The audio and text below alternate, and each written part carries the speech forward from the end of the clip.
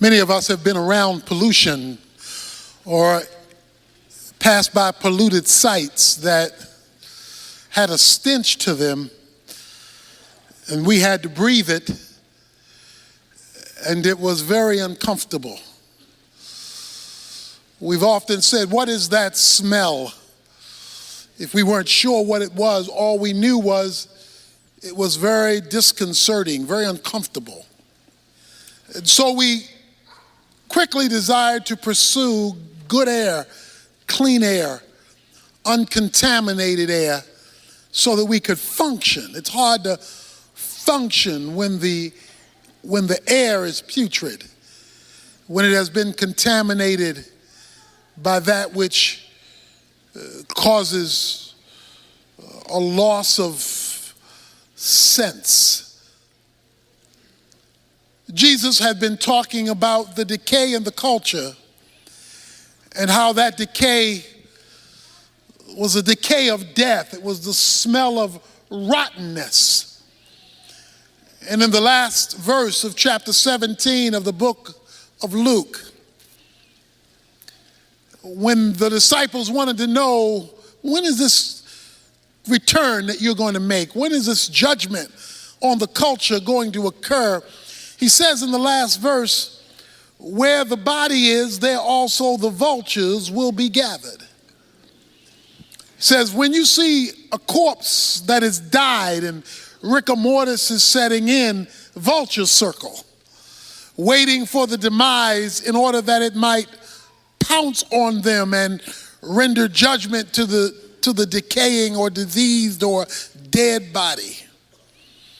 He talks about vultures circling around this thing called death.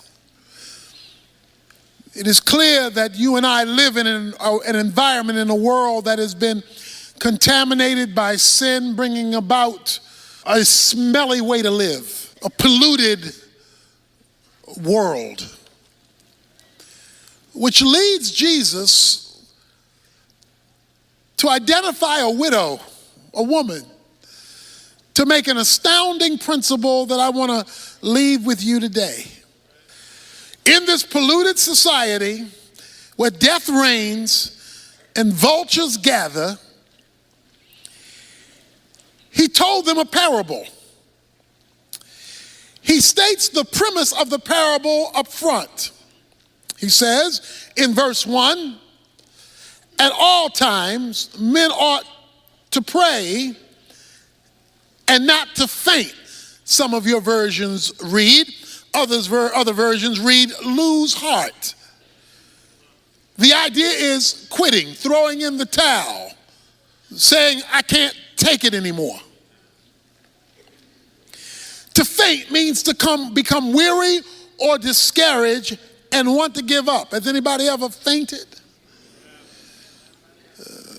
You can't take it anymore. You don't know how much longer you can endure this, because the circumstances hovering around you, the vultures that are hovering around you, are indicating a situation that is dead or dying, and you see absolutely no hope. The air is stale. In this stale air, Jesus says, I want to tell you, men should always pray and not faint. In other words, when the air is stale, you got to rise above it to where the clear air is. Men ought always to pray and not to faint. That is, you know air is stale because you are breathing. Your nostrils are taking in the scents, and you are breathing regularly. So you are smelling stale air regularly in terms of when you're in a putrid environment, because you're breathing it. And so there's no way to get away from it because you're always breathing. He says men ought to always pray and not faint. In other words, prayer is to be like breathing. The only time when you are conscious about breathing is when it's hard to do it. We breathe all the time, but don't think about it until there's a problem. If there's an asthma problem or an allergy problem or some problem that creates the need for additional oxygen, breathing now becomes a conscious activity because it's being interfered with. He says men ought to always pray and not faint. Men ought to always be in communication with God because your ongoing breathing in prayer will keep you in good air, even though you may be living in a bad atmosphere where the vultures are circling. There are people here to gather today where the vultures are circling around your life and ready to pounce on your situation because death has set in. Things don't look like they will ever get better. Things don't look like they will ever change. Things don't look like they will ever work out for you. And all you see are things going downhill and the vultures circling, ready to pounce on you and do you in. Coming off of that, Jesus says to his disciples, men ought to always maintain contact with God like breathe. It should be so normal that you're doing it even when you're not conscious you're doing it. Because it's a orientation, not just a position. Prayer is not just getting on your knees. It's not just clasping your hands. It's not just closing your eyes. It's not even just mouthing words. Prayer is an atmosphere of operating. You are operating in connectivity with God. Or as the word we've looked at last Wednesday, abiding. This is the air I breathe. The song says, I am in constant contact with God, which means that you are praying more than you know you're praying. See, sometimes we're praying and we identify the formal times. But there ought to be informal time, because if prayer is an atmosphere, if it's a breathing, then that means you're in contact with God as a normal way of functioning, not just as a scheduled activity that you do. There's this orientation. He wants men to always pray and not faint. That's his thesis, his major point. Where God is interfaced with as a way of life, not simply as a schedule. There ought to be that, the time in your closet, a scheduled program. That leads him to a story that he wants to tell about this that is extraordinary. And most of us have read this story many times, but perhaps there's something in here that you may never have seen before, yet I believe it is the epicenter of the point of the parable and will totally change your life, my life, if we grasp it.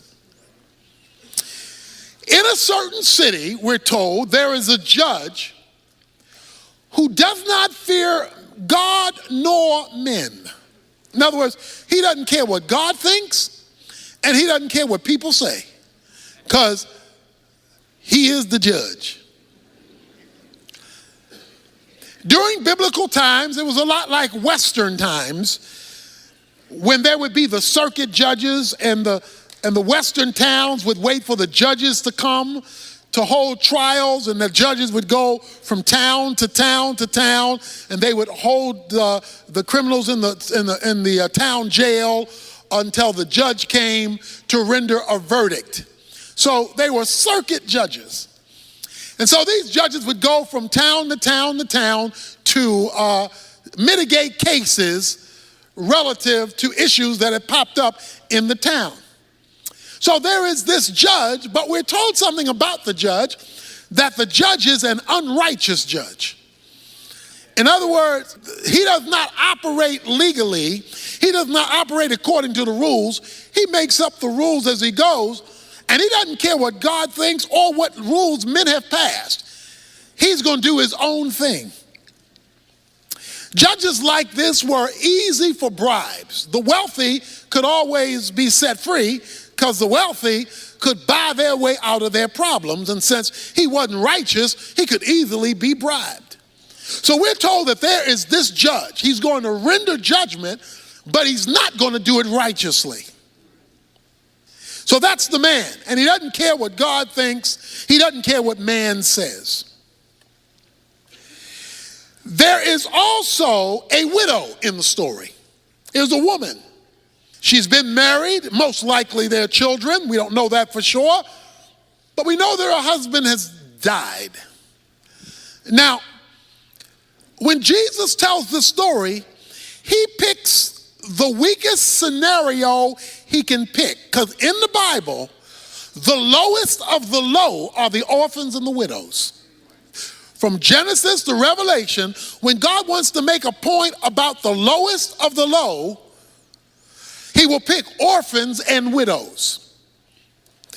This widow had a number of problems based on biblical history. First of all, there was little protection for women. Women were not viewed as high, as valuable as they were created to be, and that was the norm of the culture.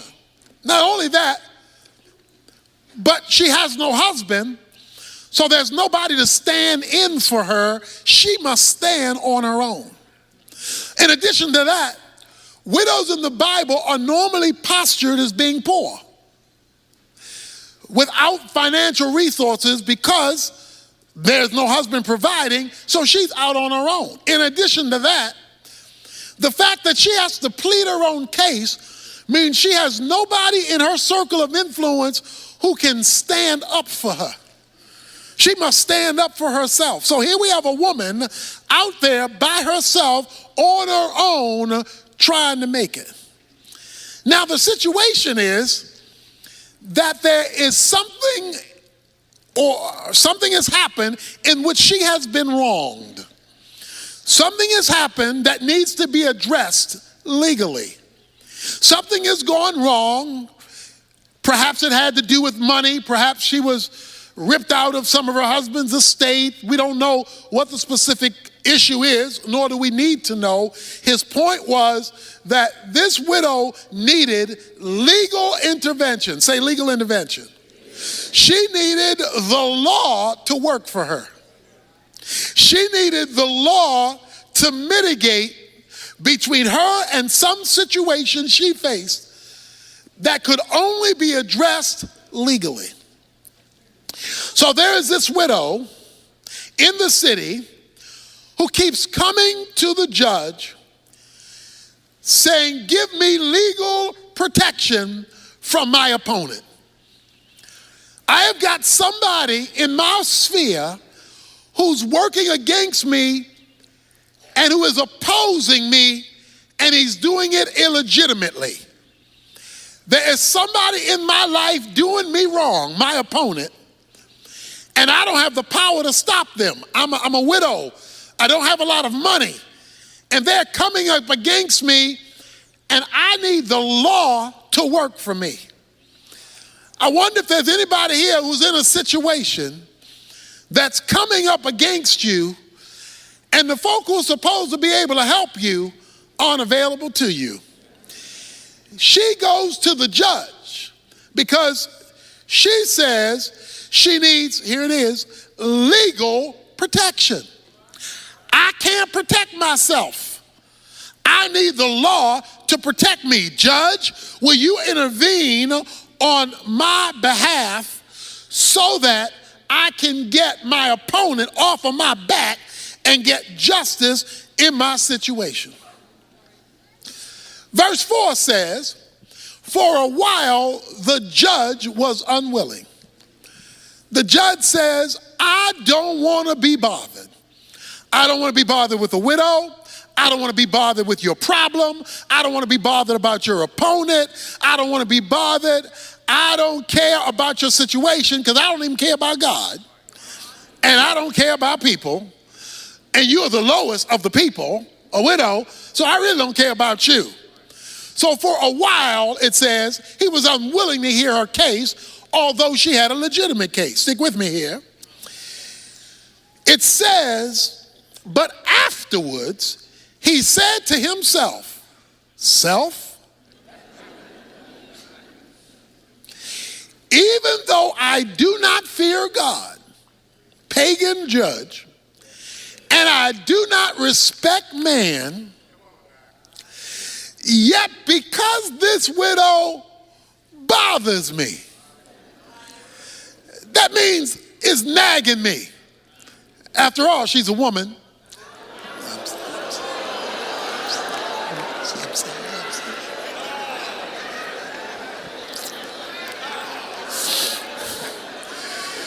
Let's give the benediction.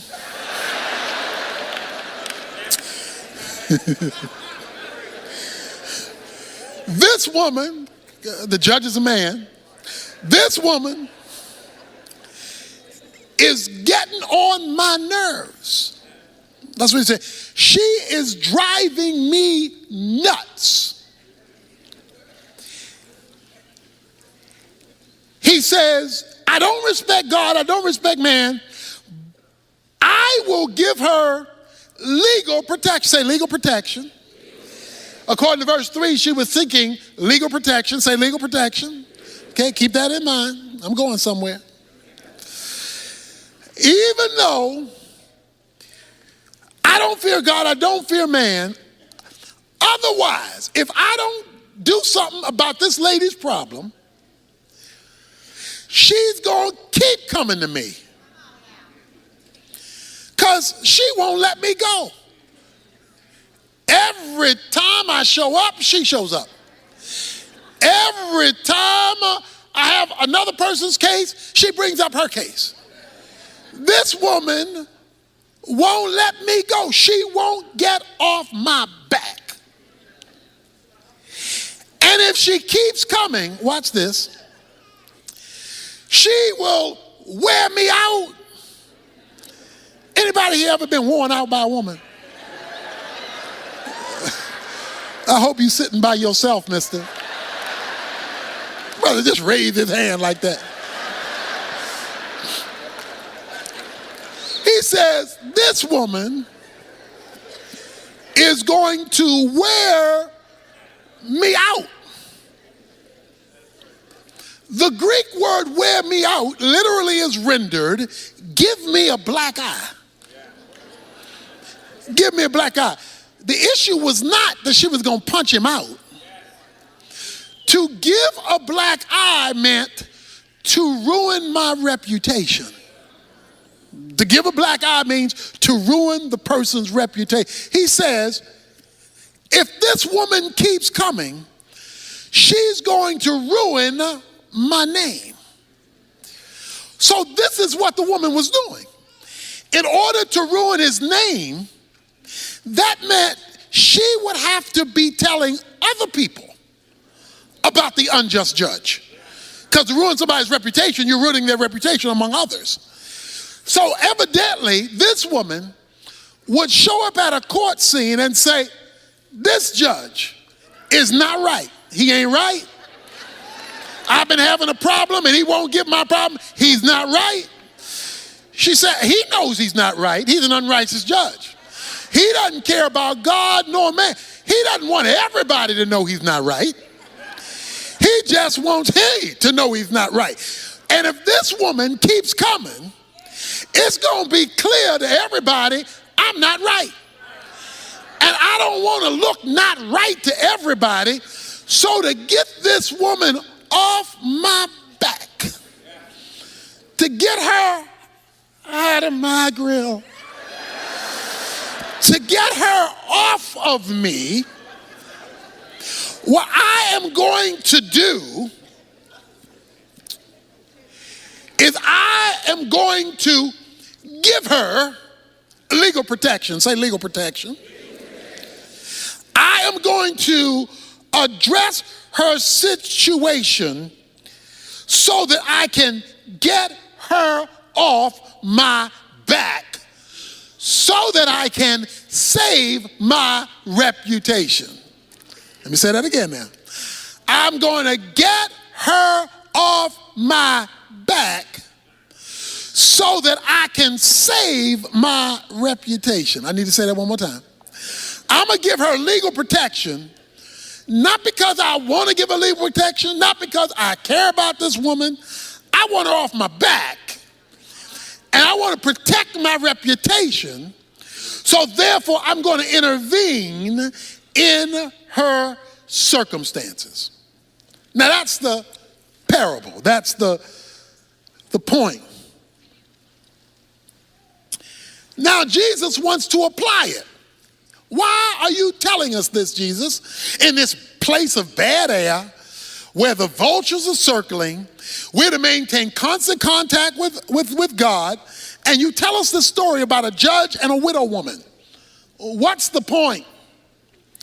And the Lord said, verse 6, hear what the unrighteous judge said. In other words, pay attention to the unrighteous judge. Now, the widow is critical to the story, but to get the point of the story, pay attention, Jesus said, to what the unrighteous judge says. I don't fear God, I don't fear men, but this woman is driving me crazy, and she's going to ruin my reputation. Pay attention to that, Jesus says. And then make a contrast. Here's the contrast. Verse 7. Now will not God bring about justice for his elect who cry out to him day and night, and will he delay over them long? Jesus says this. Listen to what the unrighteous judge said, because he says if you miss what the unrighteous judge says, you're going to miss the whole point. He says, an unrighteous man who didn't care about God, he didn't care about people, he didn't care about legalities, he didn't care about justice, he cared about his reputation. He cared about his name and not being nagged to death by this woman. He was out to protect his name. And in order to protect his name, he had to respond to this woman, because this woman was giving him a black eye, messing up his name, his reputation. He had to do something, because as bad as he was, he cared about his reputation. He says, now, if a wicked judge cares about his reputation, and he wrong, but he still cares about his reputation, will not God, who's not an unrighteous judge, he's a righteous judge, will not God, verse 7, bring about justice for his elect? The widow was a stranger to the judge. The elect are not strangers to God. The elect are God's chosen ones. They're God's children. You and I, who belong to Jesus Christ, make up God's elect. If an unrighteous judge who doesn't care about God nor men will bring legal protection to a stranger to protect his reputation, how much more will God bring about justice to his children, his elect, since he's the righteous judge and does care about justice, and will he delay long over them? Now, what I want to draw your attention to is a phrase that I've been asking you to repeat. Legal protection. See, it's easy to read the story, and twice in the story, the word legal protection is raised. Twice. And its cousin is raised in verse 7, justice. She was seeking justice through the legal protection of the law. But let's put it another way. The issue for the widow was not whether the judge liked me. It was not whether the judge knew me. It was not whether the judge felt sorry for me. The issue on the table was the law. I need you to bring the law to bear on my situation, because I'm being unjustly treated by my opponent. I need legal intervention. Men ought always pray and not faint. But what gets God's attention is not simply him feeling sorry about you in the situation you're in. It's not merely him seeing you cry. It's not merely him seeing you're depressed. What brings heaven down to earth in the vulturous situation you may be facing is calling down your legal right. The issue was your legal right. See, what the woman had, she did not have the judge on her side. She had the law on her side. And even though the judge didn't care about the woman, she kept bringing up, but the law says. And when she brought up the legal thing, he had to deal with that, because for him not to address the law was to kill his reputation, because the judge was obligated to the law. Now let me explain what I'm trying to say here today. What I'm trying to say here is that God, who cares about us, we're part of the elect, who's righteous, has concern about his law. That is, God has obligated himself to his own word. God has obligated himself to what God has said himself. God is tethered to his own law. God can't do what the unrighteous judge was trying to do, because God by nature is righteousness. Righteousness is the divine standard, so God is tethered to his own standard. So God is always going to operate in concert with his own law. Now, the woman calls for legal protection, watch this now, because she knew she had the right to it. In other words, let me put it another way. If she didn't know what the law was, if she didn't know that the law, there were rules in the law book to deal with the situation she was facing, she wouldn't have been able to call on the law, because she wouldn't have known the law applied. It was her knowledge that there is a righteous law in the book that deals with my opponent's situation, and I'm going to the authorized person, the judge, to render the law on my behalf, that took her to nagging the judge. She could nag the judge even though the judge didn't care about her, because she knew what was written that was in the law book that applied to her situation.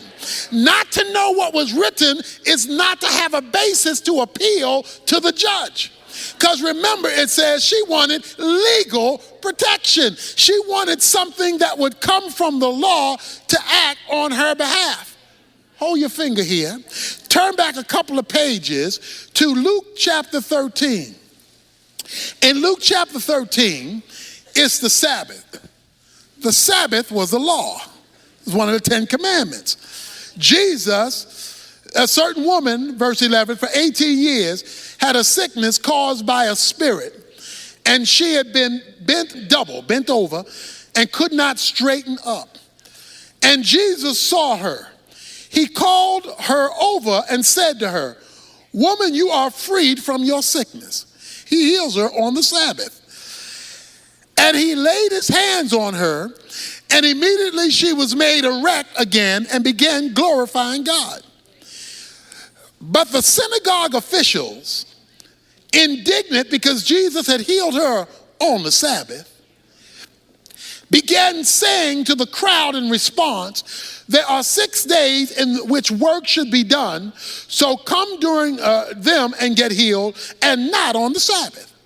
So they're saying, Jesus, you're out of order for healing this lady on the Sabbath. Jesus then says to them, "You hypocrites, does not each of you on the Sabbath untie his ox and his donkey from the stall and lead him to get water? And this woman," watch this, "and this woman," here it is, "and this woman, a daughter of Abraham. Not just this woman. I want to tell you who this woman is. She's the daughter of Abraham, who Satan is bound for 18 long years, should she not have been released from this bond on the Sabbath day. Watch this now. You hypocrites, you will release an ox on the Sabbath from being tied up so he can get some water. I come to release a woman who's been tied up for 18 years on the Sabbath. You're upset about me releasing a woman when you're not upset about you releasing a donkey. Let me tell you, Jesus says, why I released this woman. I released this woman because this woman, he says, is a daughter of Abraham. Watch this now. The Sabbath was the law given under Moses. Abraham precedes Moses. He says, there is a legal relationship I have to this daughter. Because there was a covenant made with Abraham by God that God would bring healing to his people in covenant with an Abrahamic agreement when the problem came from a spiritual source. We heard that the woman was bent over, but her medical condition, watch this now, was tied to a spiritual condition. It said Satan had so messed up her life that it showed up physically and she had to walk bent over. It wasn't just because of her age. It wasn't just because of calcification in her back. It was because the devil had so intervened in her life that her physical problem was tied to a spiritual dilemma. But the lady had something that the chief priest didn't understand. She had a legal relationship tied as a daughter of Abraham. And because of the legal relationship, it overrode the Mosaic law that says you can't do this on the Sabbath. But if you don't know your legal relationship, then you can't call on your legal relationship to deliver you from some of us have been in problems, situations, circumstances, and messes for 18 years. And we wonder why God hasn't come through yet, because we have not yet appealed to our legal right. But why haven't we appealed to our legal right? We don't know our legal right. And if you don't know the law, you can't appeal to the law. The widow knew the law and says, because the law is in place, I am going to bring the law to bear. If an unrighteous judge will submit to the law, even though he doesn't have regard for God and regard for man, how much more will a righteous God who is committed to the law appeal to the legal cause of his people? We get and we pray, but what we don't do is pray legally. In other words, we don't make God have to appeal to his own law. We come with generalities and vague things that have nothing to do with nothing. Bless my day, bless my family, bless my food, bless my situation, bless me as I drive, bless me as I ride. Those are cutesies. He says, when you've been jacked up for 18 years, when life has just messed you up, when you're like the widow and you have no place to turn, you need to know your rights. Everybody in here is an American citizen. You need to know your rights. If somebody wants to search your house and doesn't have a court-ordered right to come in there, you need to know your rights. You need to know your rights, that you have a right to a lawyer if you are arrested. You need to know your rights, because if you don't know your rights and a policeman arrests you who doesn't fear God and doesn't fear man, he could jack you up if you don't know your rights. But when you know your rights, then you can call with authority on that which you deserve because of your legal status. He says men ought to pray, but not in some vague way. The best way to pray is to call God to have to respond to his own word, to call God to have to respond to his own truth. God, and see, the best way to pray is, God, here, let me show you, God. This is what you said. You said this. Let me read it to you, God. You said this. In case you forgot, God, you said this. I don't know if you read it lately, God, but you said this. You wrote this. So I'm talking to you about what you said. You say, well, what difference will that make? He tells you at the last verse, verse 8, I tell you that he will bring about justice for them quickly. However, when the Son of Man comes, will he find faith on the earth? He says, some of us have been waiting a lot longer than we should be waiting. Some of us have been struggling a lot longer than we should be struggling. Why? Because we'll talk to God about stuff, but we will not call on God in terms of his law, in terms of what he has written. And God is committed first and foremost, not to your feelings, not to your circumstance. He's first and foremost committed to his rules, his regulations, his guidelines, and his law. That's why, I love this too. The woman came and she verbally, publicly rendered out what the judge was supposed to be doing, because he's concerned about his reputation. So she is, watch this now, here's the word, decreeing what should be done. What does Mark 11 say? He says, if you will say to this mountain, a mountain in the Bible is an impossible situation to climb over. That's what a mountain means. It's a circumstance you can't get over. It's a hump you can't get over. It's a situation you can't fix. It's a problem you can't solve. It's a situation that you can't change. That's a mountain. He says, if you will say to this mountain, speak it. See, decree your deliverance.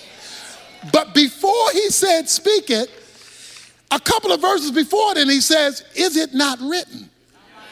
So before he says speak it, you don't just go up to a situation and say, go, bye-bye, gone, disappear, hocus pocus. No, It says before, is it not written? And when Jesus says, is it not written? Then he comes and says, you can speak to this mountain. So here's what you're supposed to do.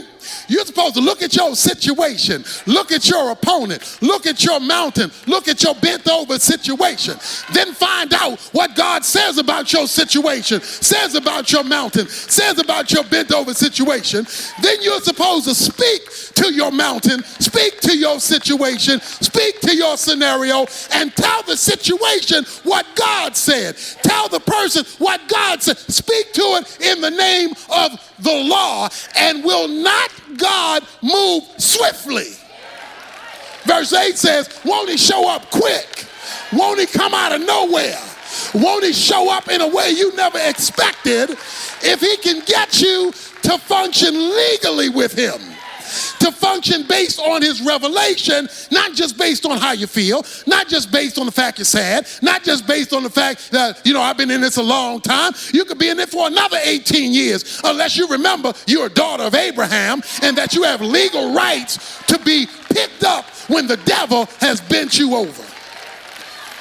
He says, men ought to always pray like this. Men ought to always talk to God like this. And he says, and when you relate to God like this, you will see him move swiftly. That means, swiftly means all of a sudden. Swiftly means out of nowhere. Swiftly means, where did that come from? That's what swiftly means.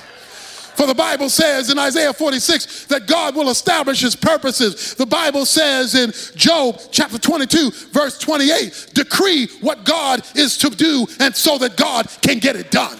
So you ought to speak to your situation, but in the name of God, not your words. You ought to speak his words into the situation, because God is not bound to what you think. He's not bound to what other folk think. He's not bound to how you feel. He's not bound to how other folk feel. He's not bound to what you've been raised to believe or what other people think you ought to believe. He's not bound to your mama. He's not bound to your daddy. He's not bound to your friends. He's not bound to your coworker. He's not bound to your supervisor. He's not bound to your neighbor. He's not bound to your governor. He's not bound to your president. He's bound to to his own word. And that's the only thing that he will commit himself to.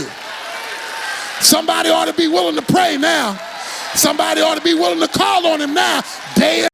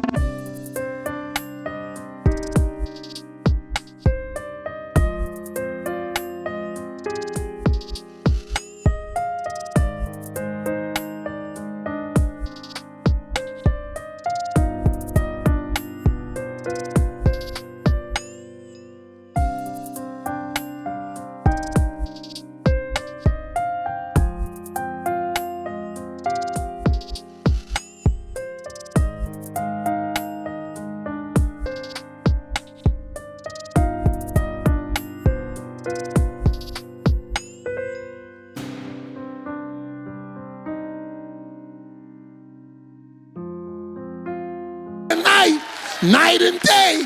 You ought to get up and say, that's what you said. You ought to go to bed and say, that's what you said. I'm holding you to what you said. And he said, if he can see that you're appealing to his law day and night, out of nowhere, you will see divine intervention. Let's stand.